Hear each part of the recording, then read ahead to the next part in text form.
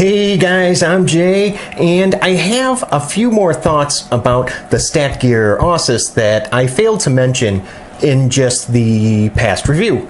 First and foremost, I need to thank one of my subscribers, Steve Kluver, because he is actually the individual that pointed me in the direction of this knife. So Steve, thank you so much.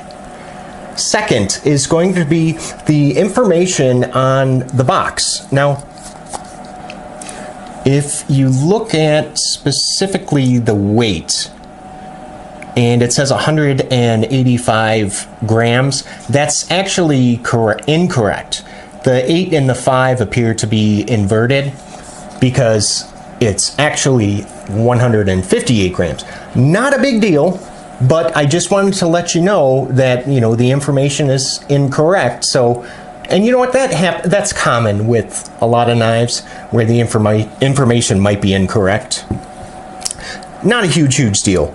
And I don't know if I drove home the point about these micarta scales, which are very nicely done. They really are. I also collect fixed blades as well, and you'll see the canvas micarta scales, very common on fixed blades. So, canvas being a fabric, of course, it frays. Sometimes you'll see that in the finish of the micarta scales, where some of the edges might not be as clean. You'll see just a little bit of fraying in spots. And I have to tell you, in regards to the Ausus, there is absolutely none of that going on here. I mean, these micarta scales are absolutely impeccable. Now, if you remember, guys, in the review video, I touched on the centering of the blade and how mine was off just a little bit, and it still is, but I've got to say, I have to be fair here, and the more that I've been fondling the knife, actually the better that the centering is becoming. So that is very good.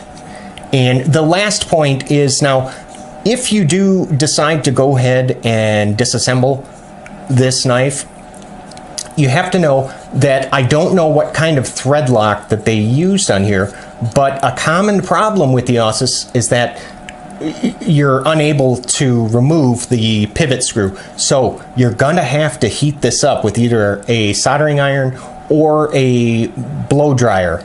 And don't just think it's a really tight fitting screw, because if you keep on trying to force it, you're gonna end up either stripping this out or your tool.